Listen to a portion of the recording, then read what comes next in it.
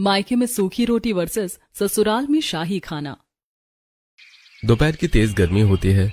घर की रसोई में आग की तरह गर्मी लग रही होती है। नेहा फटे हुए पुराने कपड़े पहनकर गैस के सामने खड़ी खाना बना रही होती है। उसके चेहरे से लगातार पसीना टपक रहा होता है। वो जल्दी जल्दी पूड़ियां तल रही होती है। तभी पीछे से उसकी मौसी गुस्से में रसोई में आती है। खाना तैयार क्यों नहीं हुआ अभी तक? कितने दिन लगेंगे तुझे खाना बनाने में?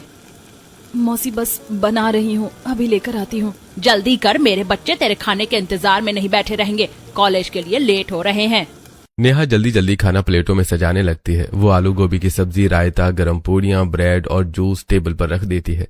थोड़ी देर बाद मौसा विपिन और दोनों बेटे टेबल पर बैठ जाते हैं। वाह मम्मी, आज तो मजा आ जाएगा। जल्दी दो ना, बहुत भूख लगी है। सभी लोग हंसते बोलते हुए खाना खाने लगते हैं। नेहा दूर खड़ी उन्हें देख रही होती है। उसकी आंखों में भूख साफ दिखाई दे रही होती है। अब यही खड़ी रहेगी क्या? जा अपना खाना भी खा ले। अपनी 2 सूखी रोटी ले और नीचे बैठकर खा। जी मौसी। नेहा चुपचाप प्लेट में 2 सूखी रोटियां रखती है। वो नीचे जमीन पर बैठ जाती है। टेबल पर सब लोग ठंडा पानी पीते हुए स्वादिष्ट खाना खा रहे होते हैं और नेहा सूखी रोटी का टुकड़ा पानी से निगल रही होती है। सुनीता, जूस थोड़ा और देना। हाँ, अभी लाही। यहाँ सबको खुश होकर खाते हुए देख रही होती है। उसकी आंखों में आंसू आ जाते हैं, लेकिन वो चुपचाप रोटी खाती रहती है। क्या मैं कभी फिर से अच्छा खाना खा पाऊंगी? तभी उसकी नजर दीवार पर लगी पुरानी फैमिली फोटो पर जाती है, जिसमें वो अपने मम्मी पापा के साथ हंस रही होती है। फोटो देखते ही उसकी आंखें भर आती हैं और पुरानी यादें ताजा होने लगती हैं। शाम को घर में खुशियों का माहौल होता है। छोटी सी नेहा दौड़ते हुए रसोई में आती है, जहां उसकी मम्मी गरम खाना बना रही होती है। बेटा नेहा, खाना खा ले, खाना तैयार हो गया। आ रही हूँ मम्मी। नेहा टेबल पर बैठ जाती है। उसकी मम्मी प्यार से अपने हाथों से उसे खाना खिलाने लगती है। मम्मी, मैं इतनी बड़ी हो गई हूँ, फिर भी आप हाथ से खाना खिलाती हो। बच्चे कितने भी बड़े हो जाए, माँ के लिए हमेशा छोटे ही रहते हैं। नेहा खुशी से अपनी मम्मी के गले लग जाती है। तभी दरवाजे की घंटी बजती है और उसकी मौसी घर के अंदर आती है। दीदी, नेहा को कभी मेरे घर भी भेज दिया करो। मेरे दोनों लड़के इतने शैतान है कि मेरा जीना हराम कर रखा है। हाँ, मेरी बेटी तो बहुत समझदार है। लड़कियां घर कितनी अच्छी तरह संभाल लेती हैं। नेहा मुस्कुराते हुए सबकी बातें सुन रही होती है। कुछ दिनों बाद रात को नेहा के मम्मी पापा एक शादी से वापस लौट रहे होते हैं। नेहा घर पर अकेली बैठी उनका इंतजार कर रही होती है। वो फोन मिलाती है। मम्मी, कितनी देर में आओगे? शादी खत्म नहीं हुई क्या अभी तक? बस बेटा, रास्ते में है, थोड़ी देर में पहुंच जाएंगे। फोन कट जाता है। गाड़ी में नेहा के पापा मुस्कुराते हुए उसकी मम्मी से बात कर रहे होते हैं। तभी अचानक सामने से तेज लाइट आती है। अरे ये ट्रक! तेज रफ्तार ट्रक उनकी गाड़ी से जोरदार टक्कर मार देता है। गाड़ी सड़क पर पलट जाती है। चारों तरफ चीख पुकार मच जाती है। दूसरी तरफ घर पर नेहा पूरी रात बेचैन होकर बैठी रहती है।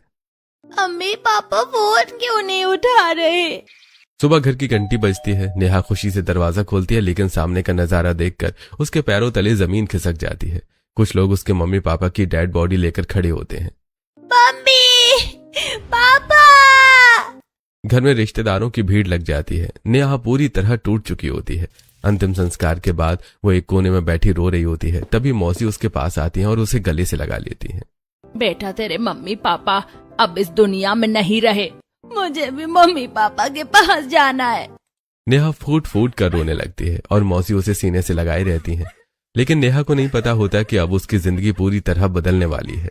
घर में मातम का माहौल होता है। नेहा एक कोने में बैठी होती है। उसकी आंखें सूज चुकी होती हैं और वो पूरी तरह सदमे में चली गई होती है।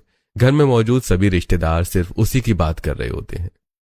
अब बेचारी नेहा किसके पास रहेगी?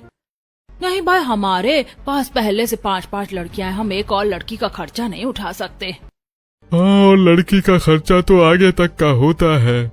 शादी ब्याह पढ़ाई ये सब हम नहीं कर पाएंगे। यह चुपचाप सबकी बातें सुन रही होती है। उसकी आंखों में लगातार आंसू बह रहे होते हैं। तभी घर में बैठी एक बुजुर्ग औरत धीरे से बोलती है।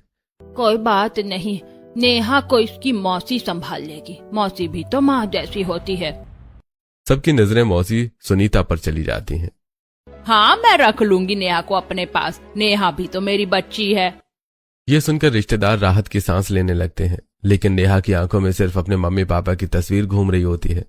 समय धीरे धीरे बीतने लगता है। छोटी नेहा बड़ी होने लगती है। उसके खाने, कपड़ों और पढ़ाई का खर्च बढ़ने लगता है। अब मौसी का व्यवहार पूरी तरह से बदल चुका होता है। इसने तो मेरा जीना हराम कर दिया है। अब मैं इसे पालूं या अपने बेटे को पालूं? अब मौसी उससे पूरे घर का काम करवाने लगी होती है। सुबह से रात तक झाड़ू पोछा, बर्तन, कपड़े, खाना सब कुछ नेहा अकेले करती है।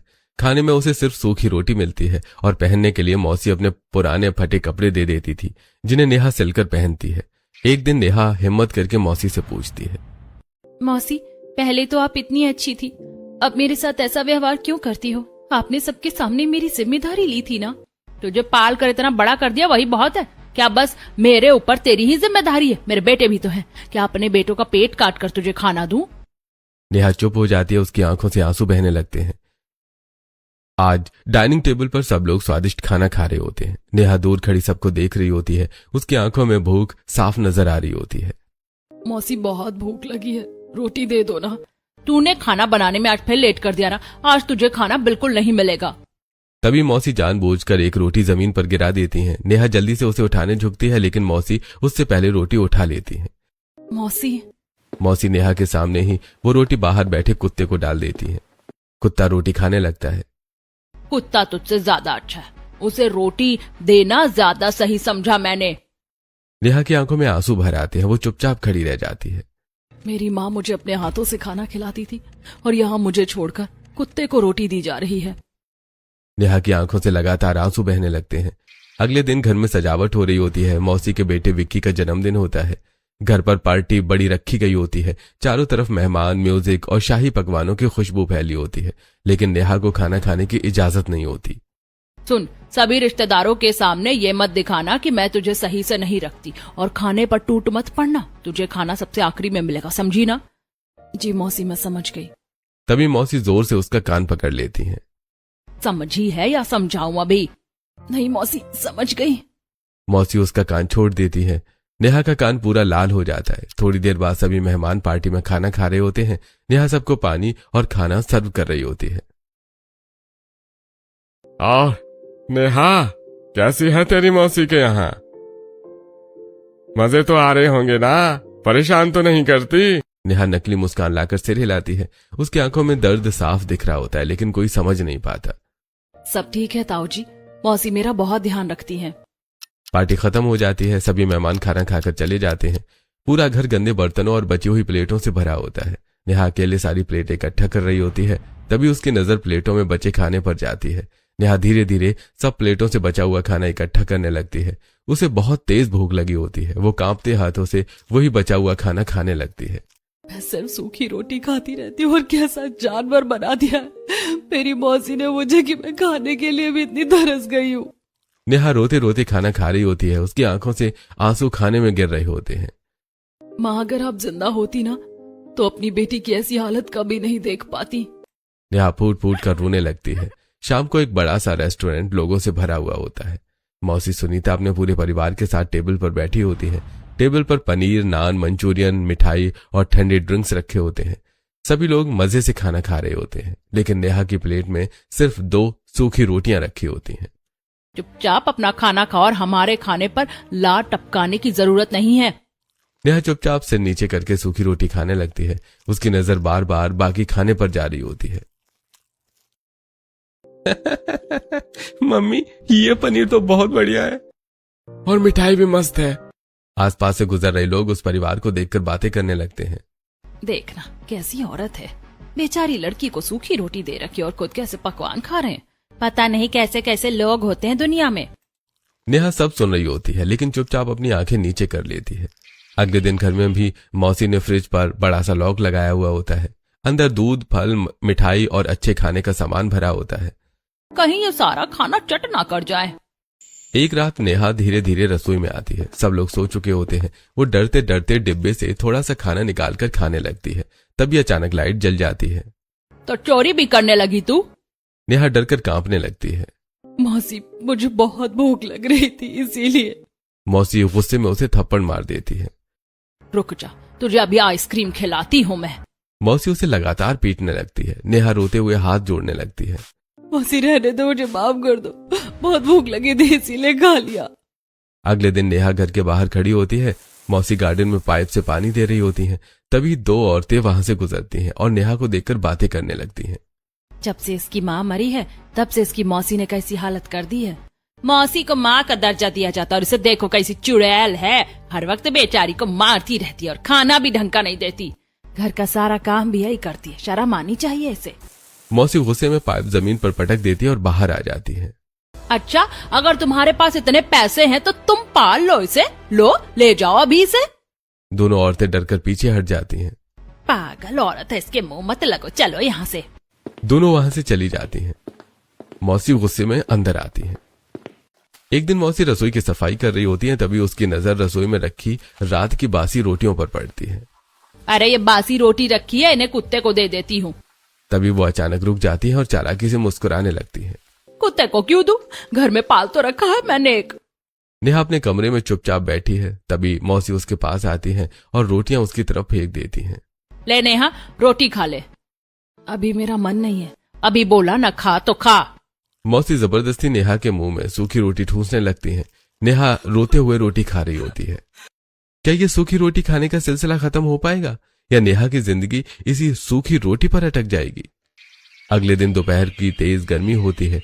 नेहा हाथों में भारी सब्जियों के थैले उठाकर सड़क पर चल रही होती है। गर्मी और कमजोरी की वजह से उसे चक्कर आने लगते हैं।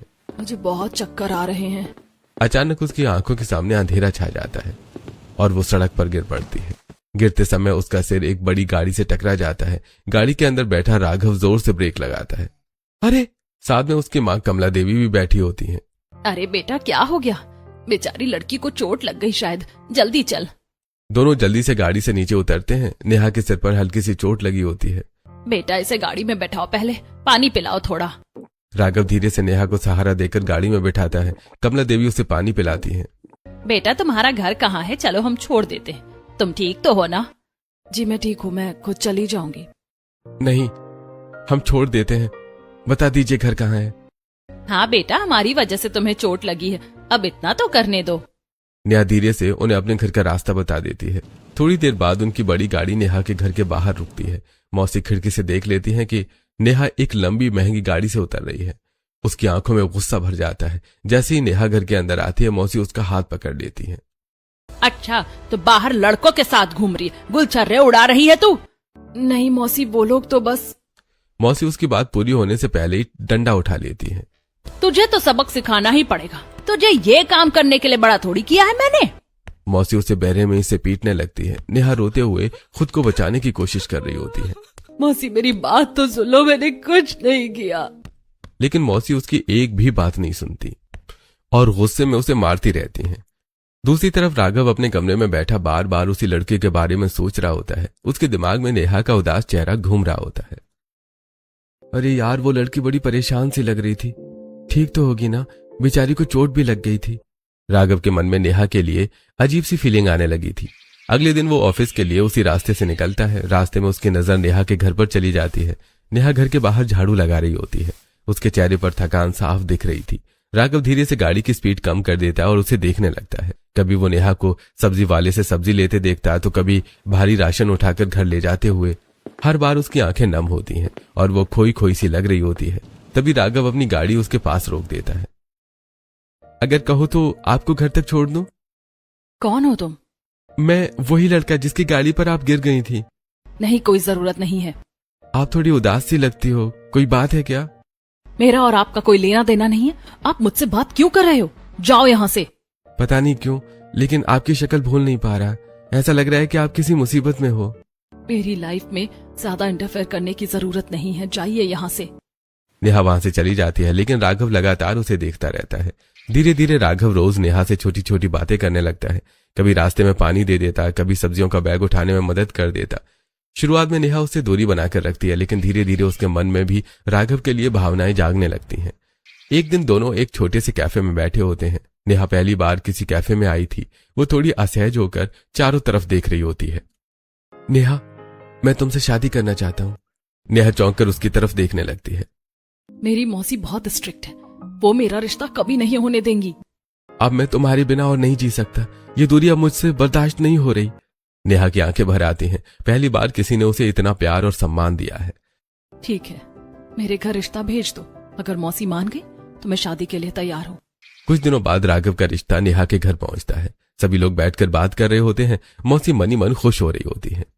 सही है, इसकी राड़ कटेगी। वैसे भी अब इसका बोझ मुझसे और सहा नहीं जा रहा।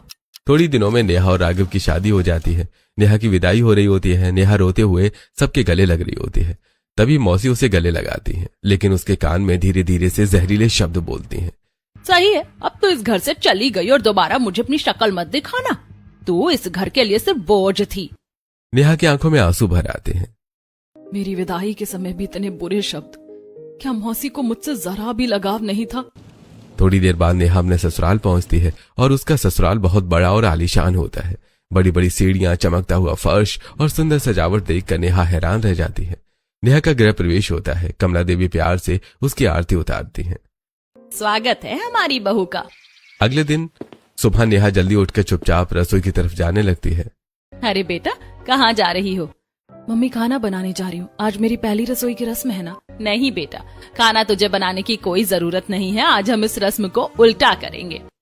नेहा हैरानी से उसकी तरफ देखने लगती है। हमारे घर में शेफ है, नौकर है, तुझे कुछ करने की जरूरत नहीं है। आज खाना कुक बनाएंगे और तू खाना टेस्ट करेगी। वही होगी हमारी पहली रसोई। कमला देवी ताली बजाती हैं और 5 शेफ अंदर आ जाते हैं। आज मेरी बहू के लिए शाही पकवान बनेंगे। बेटा बता, तुझे क्या क्या पसंद है? नेहा झिझकते हुए धीरे से बोलती है। मुझे छोले और शाही पनीर बहुत पसंद है। बाकी जो आप लोगों को पसंद हो वो बनवा लीजिए। सभी शेफ रसोई में तरह तरह के पकवान बनाने लगते हैं। थोड़ी देर बाद लंबी डाइनिंग टेबल पर ढेर सारे शाही व्यंजन सज जाते हैं। जैसे वो शाही पनीर खाते हैं, उसकी आंखों में आंसू आ जाते हैं। मैं मायके में सूखी रोटी खा रही थी और यहाँ ससुराल आते ही पहले दिन शाही खाना खा रही हूँ। क्या हुआ बेटा, खाना अच्छा नहीं लगा क्या? मैंने तो इन्हें सारी रेसिपी पहले ही बता दी थी। कुछ कमी है क्या? नहीं मम्मी, कुछ कमी नहीं है। खाना बहुत ही टेस्टी बना है। नेहा चुपचाप खाना खाती रहती है। मम्मी, क्या बताऊं आपको, मैं तो वहाँ कुत्ते वाली रोटी खाती थी और आज शाही पकवान खा रही हूँ। ससुराल में धीरे धीरे नेहा की जिंदगी पूरी तरह बदलने लगी होती है। घर का हर सदस्य उसे बहुत प्यार और सम्मान देता है। पहली बार उसे ऐसा लग रहा था जैसे वो किसी घर में नहीं बल्कि अपनेपन के बीच रह रही हो। पूरे घर में शाही पकवानों की खुशबू फैली थी। नेहा भी रसोई के पास खड़ी मुस्कुरा रही होती है। मम्मी जल्दी करो ना, हमारी फूड इंस्पेक्टर बहू इंतजार कर रही है। हाँ हाँ, अभी करवाते हैं टेस्ट। कमला देवी चम्मच में थोड़ा शाही पनीर लेकर नेहा के पास आती हैं। बेटा देखना खाना कैसा बना है। नेहा धीरे से चम्मच से खाना खाती है। मम्मी बहुत टेस्टी है। बस नेहा, तेरा अप्रूवल मिल गया ना तो खाना अच्छा ही होगा। थोड़ी देर बाद पूरा परिवार डाइनिंग टेबल पर बैठा होता है। टेबल पर तरह तरह के शाही पकवान रखे होते हैं। सभी लोग साथ में खाना खाते हुए हंसी मजाक कर रहे होते हैं। भाभी सावधान रहना, हमारे घर में जो ज्यादा अच्छा खाना बनाता है ना, उससे रोज खाना बनवाते हैं। सभी जोर जोर से हंसने लगते हैं। नेहा भी पहली बार खुलकर हंसती है। उसकी हंसी देखकर कमला देवी प्यार से उसे देख रही होती है। बेचारी बच्ची पता नहीं कितने दुख लेकर आई है। अगले दिन पूरा परिवार एक बड़े रेस्टोरेंट में जाता है। सभी लोग मेन्यू कार्ड देखकर अपनी पसंद का खाना ऑर्डर कर रहे होते हैं। मेरे लिए पनीर टिक्का और मलाई कोफ्ता। और मेरे लिए पास्ता। तभी कमला देवी प्यार से नेहा की तरफ देखती हैं। बेटा नेहा, तू भी अपनी पसंद का कुछ मंगा ले। नेहा कुछ पल चुप हो जाती है। उसकी आंखों में पुरानी यादें घूमने लगती हैं। चुपचाप सूखी रोटी खा और ज्यादा सपने मत देखा कर। नेहा की आंखें हल्की नम हो जाती हैं। पहले तो रेस्टोरेंट में जाकर भी मुझे सिर्फ सूखी रोटी खानी पड़ती थी। तभी राघव उसका हाथ पकड़ लेता है। कहाँ खो गई? कुछ नहीं। अरे जल्दी ऑर्डर करो, नहीं तो मैं तुम्हारे लिए पूरा होटल पैक करवा दूंगा। सब लोग हंसने लगते हैं और नेहा भी मुस्कुरा देती है। एक रात लगभग 1 बजे का समय होता है। पूरा घर सो चुका था। उसे बहुत तेज भूख लग रही होती है। अगर मैं रसोई में गई और किसी ने मुझे खाना बनाते हुए देख लिया तो पता नहीं क्या सोचेंगे मेरे बारे में। नेहा डर की वजह से रसोई में जाने की हिम्मत नहीं कर पा रही थी। तभी राघव की आंख खुल जाती है। क्या हुआ नेहा, रात को क्यों घूम रही हो? नहीं कुछ नहीं। राघव उसे ध्यान से देखता है और मुस्कुरा देता है। अच्छा, मुझे लगता है तुम्हें भूख लगी है। नहीं, ऐसी कोई बात नहीं है। रुको मैं अभी आता हूँ। राघव चुपचाप रसोई में चला जाता है। थोड़ी देर बाद वो अपने हाथों से बनाई हुई गर्मा गर्म मैगी लेकर आता है। मैडम 5 स्टार होटल की स्पेशल शेफ मैगी हाजिर है। नेहा उसे देखकर भावुक हो जाती है। वहाँ तो मुझे खाना भी नहीं मिलता था और यहाँ कोई मेरे लिए रात में उठकर खाना बना रहा है। उसकी आंखों से आंसू आ जाते हैं। अरे रो मत, इतनी भी खराब मैगी नहीं बनाई मैंने। नहीं, ऐसी बात नहीं है। देखो, अगर मेरी मैगी खाकर कोई रोएगा ना तो मेरे शेफ वाले दिल को बहुत चोट पहुंचेगी। नेहा हल्का साहस देती है कि कोई उसकी भूख, उसकी तकलीफ और उसके दिल को समझता है। कुछ दिनों बाद नेहा और राघव की शादी की पहली एनिवर्सरी होती है।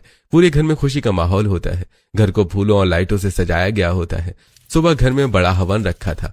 रसोई में कमला देवी कहीं पूड़ियां तल रही होती हैं, कहीं हलवा बन रहा होता है और कहीं पनीर की खुशबू फैल रही होती है।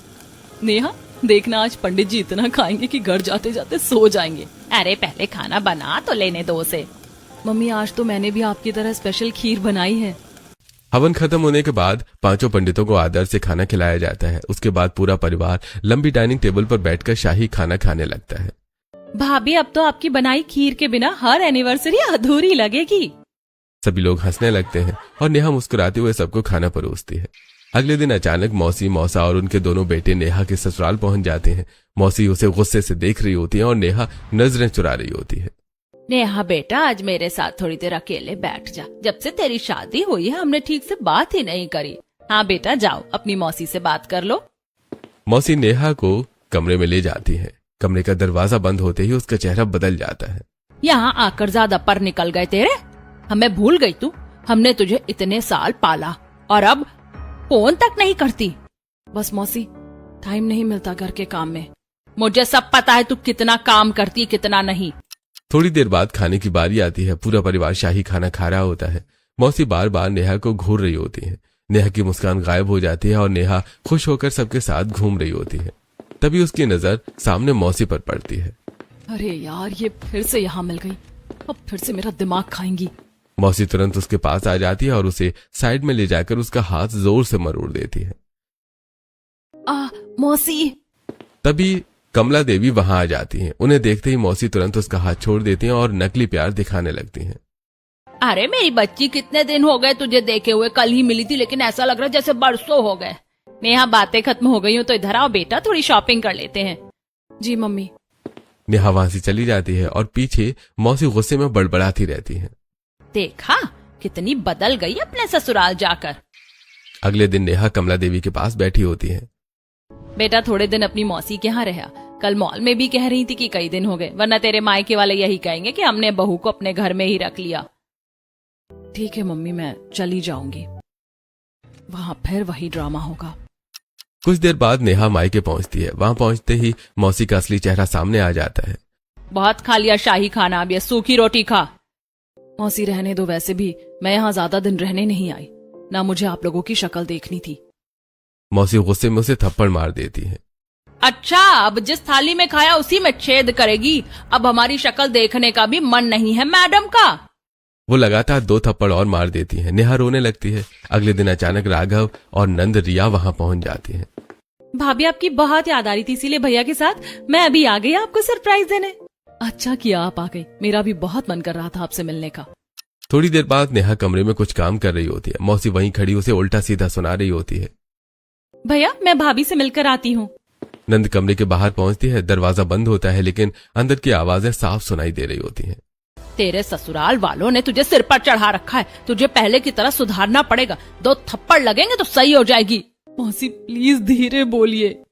तभी रोते हुए नेहा दरवाजा खोलकर बाहर निकलती है। नंद उसे देखकर चौंक जाती है। भाभी, मैं इन लोगों को छोड़ूंगी नहीं। मैं मम्मी को सब बता दूंगी। नहीं दीदी, अभी मम्मी को कुछ मत बताना, ही मेरा मायका है। बात बढ़ेगी तो दोनों परिवारों में दिक्कत होगी। लेकिन भाभी, ऐसा थोड़ी चलेगा कि ये लोग आपको इतना टॉर्चर करें और आप सहती रहो। कुछ दिनों बाद पूरा परिवार नेहा को लेने मायके पहुंचता है। सभी लोग लंच कर चुके होते हैं। सिर्फ नेहा बची होती है। वो रसोई में खीर बना रही होती है। अब तेरे खाने की बारी है। मौसी प्लेट में 2 सूखी रोटियां रखती है और जबरदस्ती नेहा के मुंह में ठूसने लगती है। मौसी, रहने दो। अगर मेरे ससुराल वालों को पता चल गया ना तो वो आपका बहुत बुरा हाल करेंगे। अच्छा, अब मुझे धमकी देगी? मौसी और जोर जबरदस्ती करने लगती है। धक्का मुक्की में नेहा गैस से टकरा जाती है और खीर वाला बड़ा बर्तन गैस पर चढ़ा होता है। अचानक उसकी साड़ी के पल्लू में आग लग जाती है लेकिन मौसी जबरदस्ती उसे रोटी खिलाने में लगी रहती है और नेहा को भी शुरुआत में महसूस नहीं होता। थोड़ी देर बाद बाल जलने की बदबू आने लगती है। आग? बाहर हॉल में बैठी कमला देवी अचानक चौंक जाती हैं। अरे, ये जलने की बदबू कहाँ से आ रही है? तभी रसोई के अंदर से आग की बड़ी लपट उठती है और सिलेंडर से सी सी की तेज आवाज आने लगती है। नेहा तुरंत अपनी मौसी को जोर से धक्का देती है। मौसी भागो, यहाँ से सिलेंडर फटने वाला है। मौसी बाहर गिर जाती है। नेहा खुद भी भागने की कोशिश करती है, लेकिन तभी जैसे ही सिलेंडर फटता है पूरे घर में जोरदार धमाका गूंज उठता है। नेहा धमाके की वजह से हवा में उछलकर दूर जाकर गिरती है। उसका चेहरा जमीन से जोर से टकराता है। नेहा! नेहा दर्द से कराह रही होती है। उसके हाथ और चेहरा कई जगह से जल चुके होते हैं। नेहा उठो, नेहा, नेहा आंखें खोलो। बेटा जल्दी से उठाओ और घर से बाहर निकालो, अभी और बड़ा धमाका हो सकता है। सभी लोग डरकर घर से बाहर भागने लगते हैं। राघव जल्दी से नेहा को अपनी गोद में उठा लेता है। नेहा आधी बेहोश हालत में होती है। राघव, कुछ नहीं होगा तुम्हें, मैं हूं ना, कुछ नहीं होगा। सभी लोग जल्दी से नेहा को गाड़ी में बिठाते हैं और अस्पताल की तरफ निकल जाते हैं। अस्पताल पहुंचते ही डॉक्टर और नर्स स्ट्रेचर लेकर दौड़ते हैं। पेशेंट को इमरजेंसी में ले जाओ। नेहा को तुरंत अंदर ले जाया जाता है। बाहर वेटिंग रूम में दोनों परिवार बैठे होते हैं। तभी कमला देवी गुस्से से उनकी तरफ देखती है। देखा, जिस लड़की के साथ आप इतना बुरा व्यवहार करते थे, जिससे सूखी रोटी खिलाते थे, आज उसी ने आपकी जान बचाई। आपको क्या लगता है हमें आपकी करतूतों के बारे में पता नहीं था? हमें सब पता है कि आप उसके साथ कैसा व्यवहार करते थे। मॉल में कमला देवी दूर से देखते हैं कि मौसी नेहा का हाथ जोर से मरोड़ रही होती है। नेहा दर्द में चेहरा छुपा रही होती है। एक दिन जब मौसी नेहा के ससुराल आई होती है, तब शिल्पा देख लेती है कि वो कमरे में नेहा से बदतमीजी कर रही है। मम्मी, नेहा की मौसी उसके साथ बिल्कुल अच्छा व्यवहार नहीं करती। बेटा, जो इसे करना है करने दे, इसे तो मैं एक दिन सबक सिखाऊंगी। फिर जिस दिन नंद मायके से वापस लौटती है, वो सारी सच्चाई बता देती है। मम्मी, भाभी की मौसी उन्हें सूखी रोटी खिलाती है और उनके साथ बहुत बुरा व्यवहार करती है। हाँ बेटा, हमें भी सब पता चल गया और कल हम उसे सबक सिखाकर ही रहेंगे। अगर हम कुछ बोलते नहीं थे, इसका मतलब ये नहीं कि हम गूंगे थे। आप लोगों ने मेरी बहन जैसी देवरानी पर इतना अत्याचार किया कि आपको जरा भी शर्म नहीं आई। थोड़ी शर्म कर लो। एक लड़की जिसके जीवन में पहले ही इतना दुख था, आपने उसे और दुख देकर पूरी तरह तोड़ दिया। आपने पुण्य नहीं पाप कमाया है। उसे पालने के बजाय उसे टॉर्चर किया है। कई घंटे बीत जाते हैं। सभी लोग बाहर बेचैनी से बैठे होते हैं। अब खतरे से बाहर है, लेकिन चेहरे और हाथ काफी जल गए। ध्यान रखना पड़ेगा। यह सुनकर सभी राहत की सांस लेते हैं। मुझे अपने आप से शर्म आ रही। मैंने उस बच्ची के साथ कितना बुरा किया और आज उसने अपनी जान की परवाह किए बिना मेरी जान बचा ली। हमने उस पर कोई एहसान नहीं किया, बल्कि उसे सिर्फ तकलीफ दी। वहां मौजूद सभी लोग भावुक हो जाते हैं। थोड़ी देर बाद सब लोग नेहा से मिलने कमरे में जाते हैं। नेहा बेड पर लेटी होती है। उसके चेहरे पर और हाथों पर पट्टियां बंधी होती हैं। मौसी धीरे धीरे उसके पास जाती है। नेहा बेटा, हमें माफ कर दे। हमने कभी तेरे बारे में नहीं सोचा। हमने तुझे हमेशा सूखी रोटी खिलाई और तुझ पर इतने अत्याचार किए। नेहा की आंखों में आंसू आ जाते हैं। कहाँ मैंने अपने मायके में सूखी रोटी खाई थी और कहाँ ससुराल में जाकर शाही खाना मिला। मेरे ससुराल वाले ही मेरे असली परिवार वाले। भले ही आप लोग माफी मांग लो, लेकिन आपने जो दर्द दिया है मैं उसे कभी नहीं भूल पाऊंगी। मौसी फूट फूट कर रोने लगती हैं और नेहा के गले लग जाती हैं। बेटा, हमें माफ कर दे। जब तक तू माफ नहीं करेगी मैं चैन से जी भी नहीं पाऊंगी। नेहा कुछ पल चुप रहती है। उसकी आंखों से आंसू बह रहे होते हैं। फिर धीरे से वो मौसी का हाथ पकड़ लेती है। ठीक है, मैंने आप लोगों को माफ कर दिया। ये सुनते ही सभी की आंखों में आंसू आ जाते हैं। कमला देवी आगे बढ़कर नेहा के सिर पर प्यार से हाथ फेरती है और पूरा परिवार भावुक होकर उसे देखने लगता है।